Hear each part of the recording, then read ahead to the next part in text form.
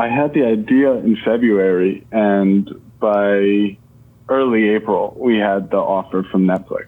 So we were probably doing that in March. Yeah, right. Damn. That was like the first pitch. We had known, because we had been doing a lot of like documentary comedy stuff. We had did this series of 30 for 30 spoof shorts. We did 30 for 30 Space Jam, 30 for 30 Rocky IV, like treating these silly sports movies as if they really happened. So we were flexing those muscles a little bit there. And then the Lil Dicky video, Save That Money, kind of plays with documentary and narrative in unique ways. So I knew I like wanted to do something in that space. And then we're like, we got to do something with true crime. And then once we had the idea of this like medium stakes juvenile crime at a high school, it started to like really write itself. And that's all we thought about for the next few months.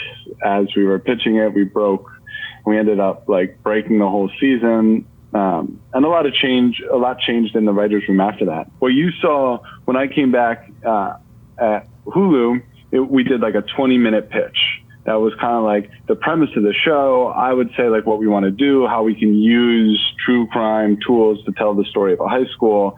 And then Dan was kind of in character as one of the documentarians. And he had like a manila folder of like yearbooks that are marked up with notes and like a picture of the whiteboard dicks and the parking lot dicks. And he was like talking about this as if this was a real case. So it was a fun little 20-minute pitch. And we went to Hulu, we went to like the Viacom companies, we went to a bunch of different places and got some script deals, some like pilot deals and stuff.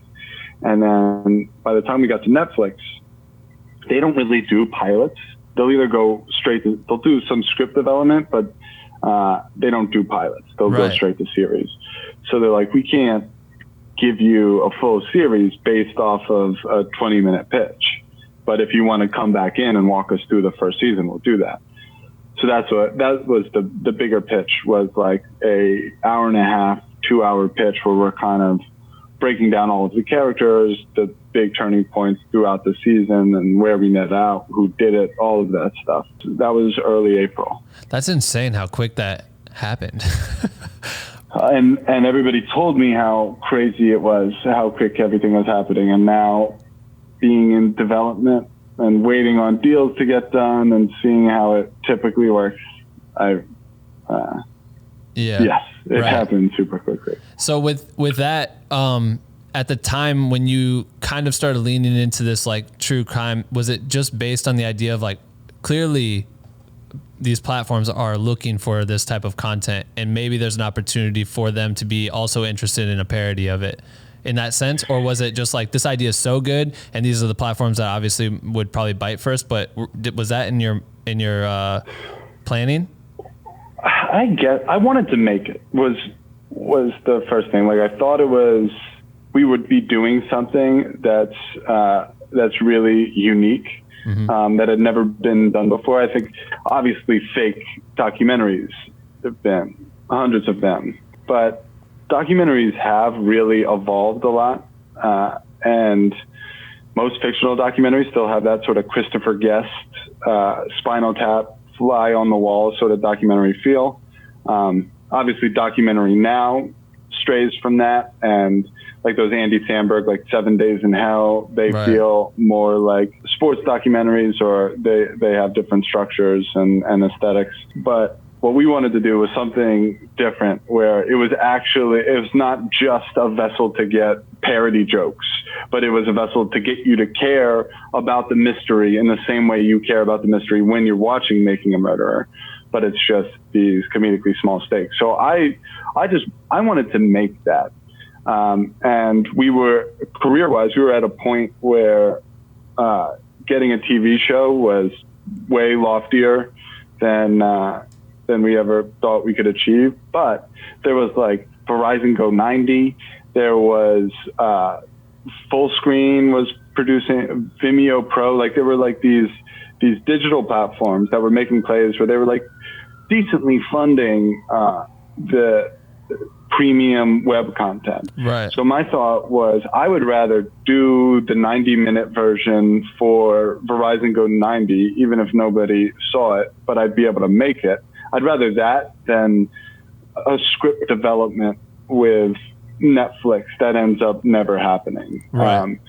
So that was like my mentality going into it. So then it was when this guy at CBS, Alec Botnick, who I had a relationship with, was talking me into like pitching it to traditional networks. But as soon as we get no's from them, I want to be able to pivot quickly to Verizon Go 90. And he's like, sure, I love it. 2 months shopping agreement. And I'll try to use that as like a sales tool and be like, look, these guys are going to make it one way or the other, right. But you can make it the full TV show if you like the idea. And we were lucky to get multiple interested buyers and be able to get our way to like do the full show. So he was your liaison to the networks to get to eventually get to Netflix. He works at CBS Television Studios, and he's a development executive, a really smart guy. And so CBS owns it, the IP, but Netflix is the network, and the studio network dynamic is something that I don't fully understand, but I know it's like kind of changing now, where like it used to be Netflix would work with anybody. Now Netflix has their own studio, and they like are really incentivized to keep it within their own studio so that right. they own all of their own IP. Same with like Disney Plus and Fox, and everybody wants to kind of keep it in house. Right. That's really interesting. Damn, that's crazy. So for you at that point, I mean, this is like the biggest change in your pivoting point in your career. Yeah. Like American Vandal. For sure. I mean, you had already done so much damage, and we'll talk about Dave's stuff and how that kind of turned into the show, but there was a lot of really cool moments that you had prior to that. But as something of a co-creator of a show that landed on one of the biggest streaming platforms ever, this is fucking insane, right? Yeah. I mean, there's somebody writing checks now for millions of dollars, taking a risk on a idea that I had. Thanks for listening to this clip. Make sure to listen to the full interview, which is available on Apple Podcasts, Spotify, YouTube, and wherever else you listen to podcasts. Hit the subscribe button for more highlights and join our Black with No Cream private community for creators. Links in the description.